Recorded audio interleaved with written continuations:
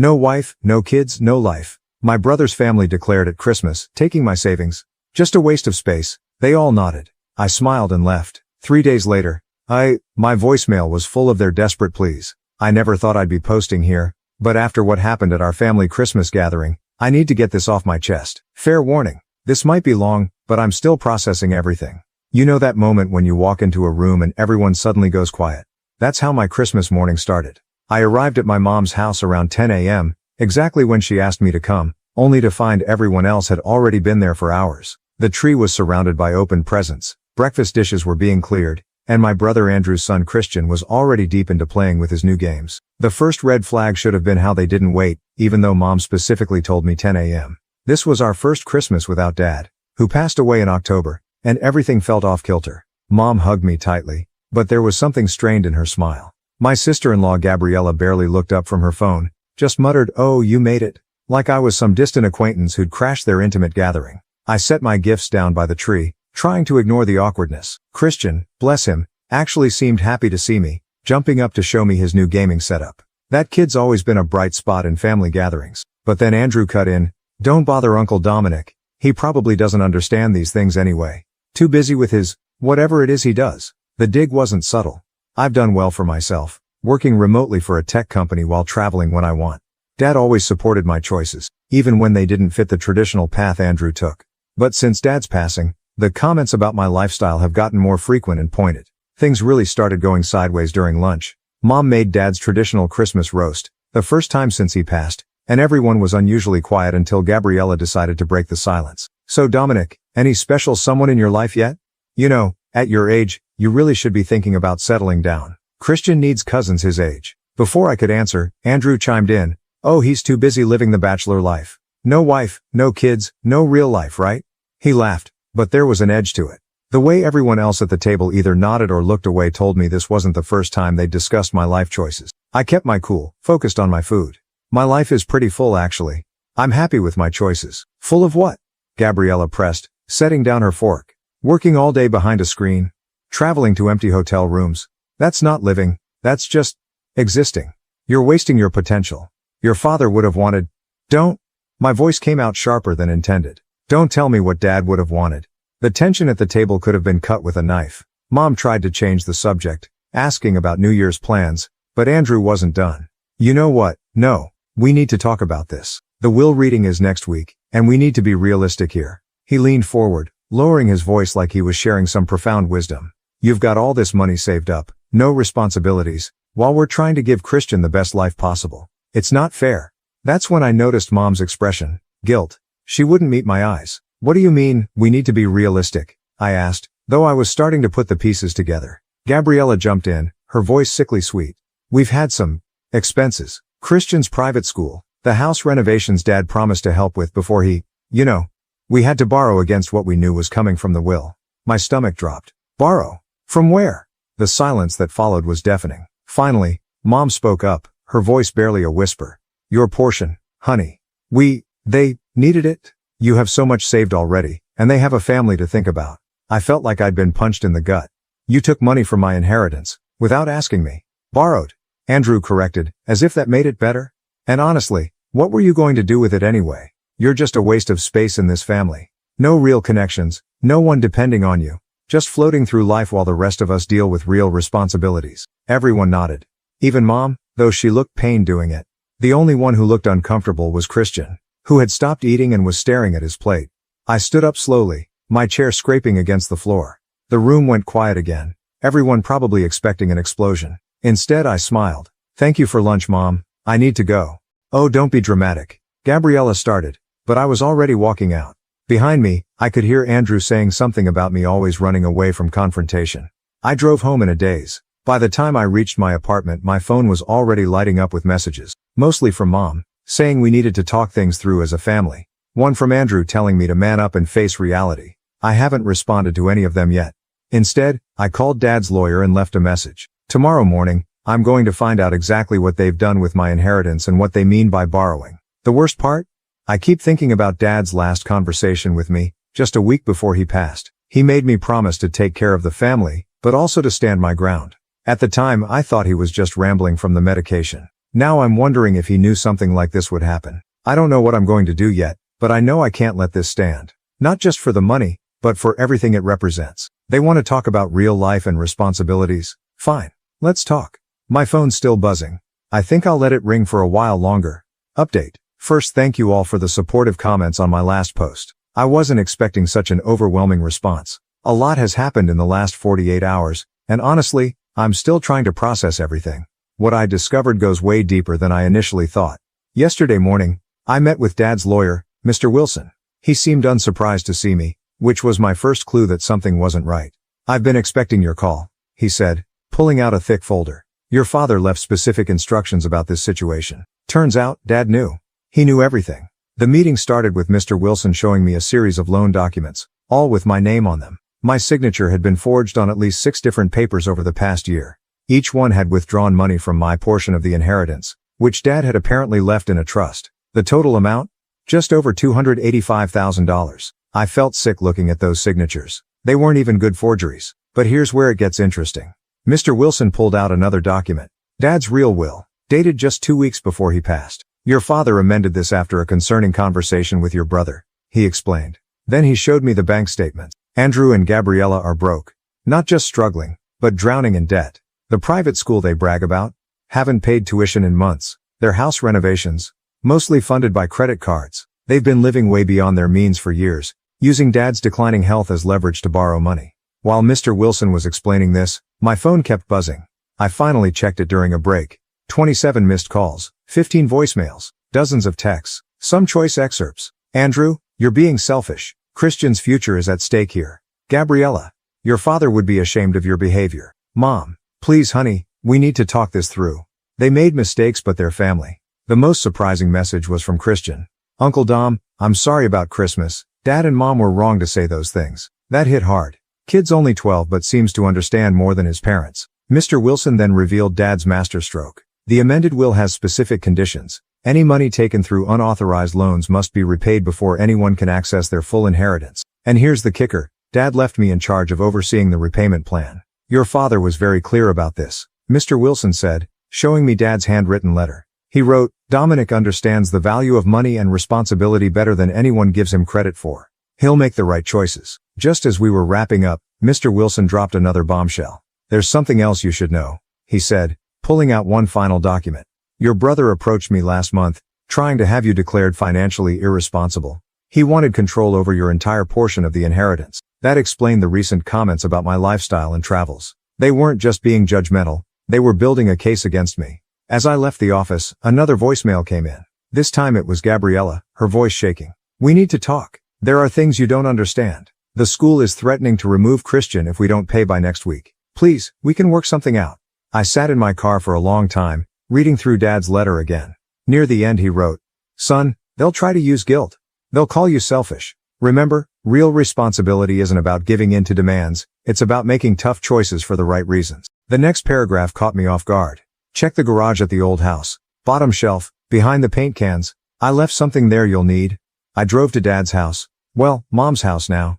No one was home, which was a relief. The garage was exactly as Dad left it, his tools still arranged with military precision. Behind the paint cans, I found a small fireproof safe. The combination was my birthday. Inside was another letter, several USB drives, and a detailed ledger of every loan Andrew had taken over the years. Not just from my inheritance, but from Dad too.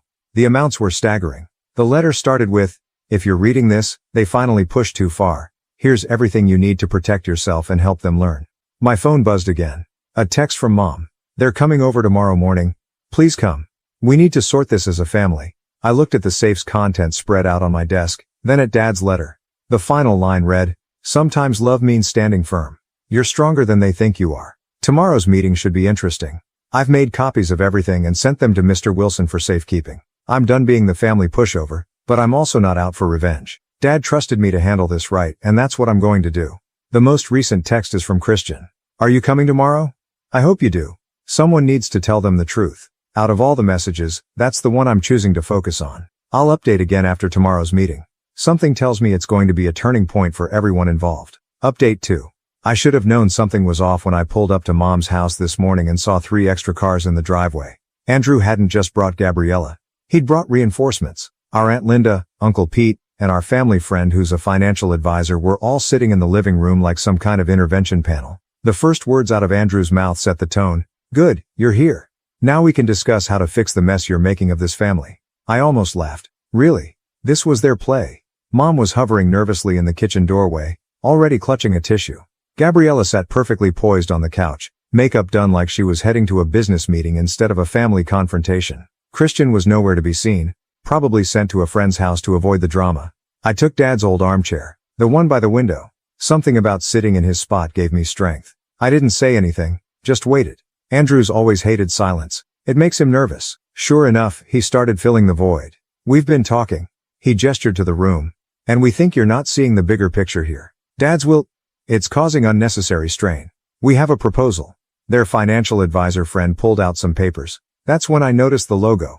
It was from the same firm that manages the mortgage on Mom's house. Interesting. The proposal was exactly what you'd expect. They wanted to restructure the inheritance. Basically, they'd get immediate access to their full portion, plus temporary control of my share to help manage family assets more efficiently. In return, they'd set up a repayment plan for the loans, starting in 5 years. I let them finish their pitch. Then I pulled out Dad's ledger. Before we go further, I said, let's talk about the Mountain View property. The room went dead quiet.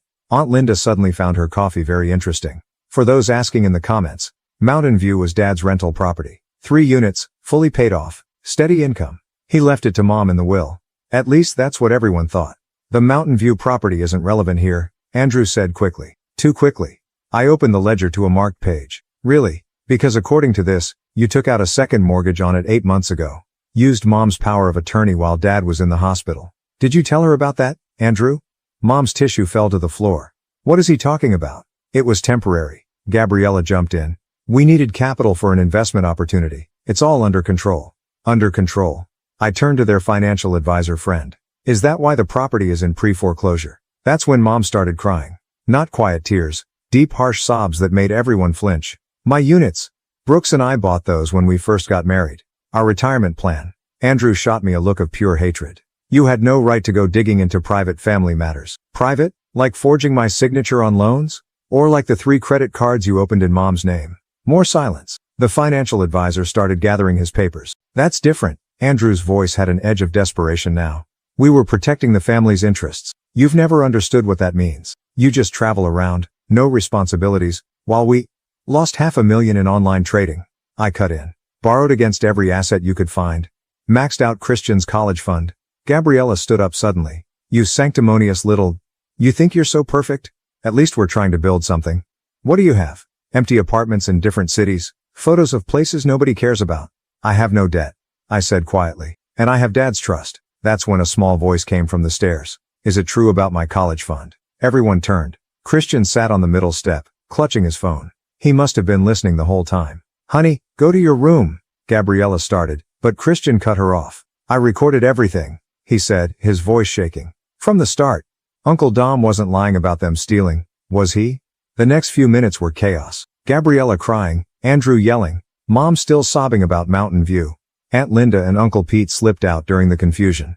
The financial advisor handed me his card before leaving. Turns out he'd been trying to warn the family about Andrew's schemes for months. Christian came and sat next to me in the midst of it all. Just quietly took the armrest of Dad's chair. It was such a small gesture, but it felt massive. Finally, when everyone had shouted themselves hoarse, I pulled out the last document. Dad's amended will with the repayment conditions. Here's what's going to happen, I said. Mountain View goes into immediate trust management to stop the foreclosure. All credit cards in Mom's name are canceled. Christian's remaining college fund is frozen in a new account only he can access at 18. And you two? I looked at Andrew and Gabriella. Start mandatory financial counseling next week. Or what? Andrew spat. Or I take this folder of forged documents to the police. More silence. Mom finally spoke up, her voice rough from crying. The units, can they be saved? Yes, I assured her. Dad left enough in the estate to cover it, but Andrew and Gabriella have to agree to the terms. All of them. I passed out copies of the repayment plan. As they read, my phone buzzed. A text from Mr. Wilson. Your father would be proud. Meeting tomorrow to finalize everything. Before anyone could argue further, Christian spoke up again. Dad, just sign it, please. I don't want to have to show everyone at school what you really did. Andrew's face went pale. The recording. His own son. Gabriella signed first. Andrew followed, his hand shaking with either rage or shame. Probably both. As I drove home, the messages started flooding in. Threats from Andrew. Tearful apologies from Mom. A long text from Christian asking if he could come stay with me for a few days until things calm down. Tomorrow we meet with Mr. Wilson to make everything official. But something tells me this isn't over.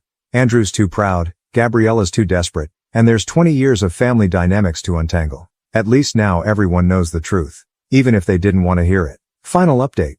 It's been 2 weeks since my last update, and I've been waiting to post this until everything was finalized. What happened wasn't just a resolution.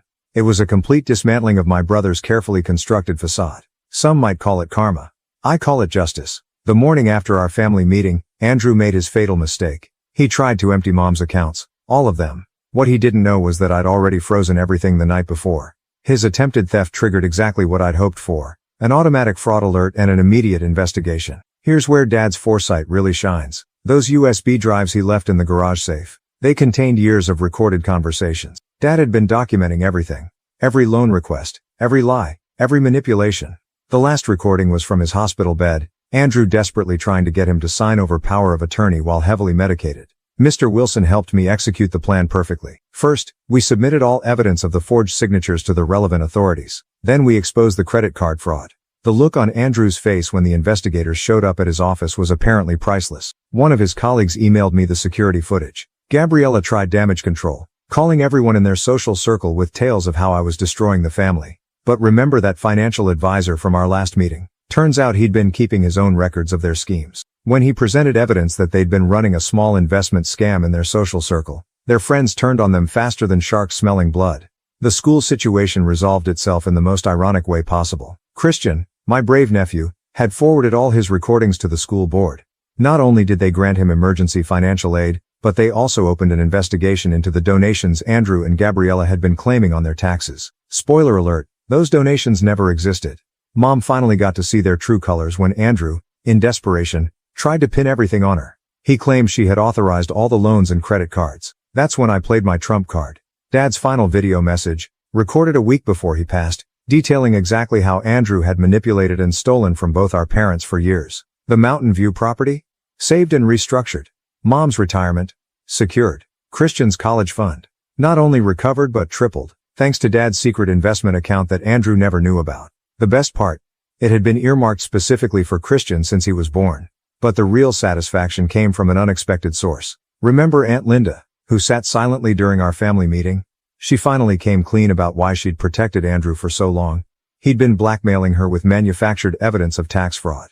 When we exposed that lie, she provided years of emails showing how Andrew had systematically manipulated and exploited every family member. The dominoes fell beautifully. Andrew's firm suspended him pending investigation. Their country club membership was revoked. Apparently, they'd been charging thousands to other members' accounts. Their dream house is in foreclosure. Their social circle has completely ostracized them. 3 of their friends have filed lawsuits over the investment scam. Gabriella's final attempt at redemption backfired spectacularly. She tried to hold a press conference. Yes, really, to paint herself as a victim of circumstances. That's when Christian, my brilliant nephew, released the group chat screenshots showing her actively planning to exploit more family members. They're moving out of their house next week, downsizing to a small apartment across town. Christian chose to stay with me temporarily, with full legal backing thanks to Mr. Wilson's connections. The court was particularly interested in the recording of Andrew threatening to make him pay for exposing their schemes. Mom's doing better now. Yesterday, she helped me sort through Dad's old office and found a letter he'd written to me years ago. Sometimes the kindest thing you can do for someone is let them face the consequences of their actions, it said.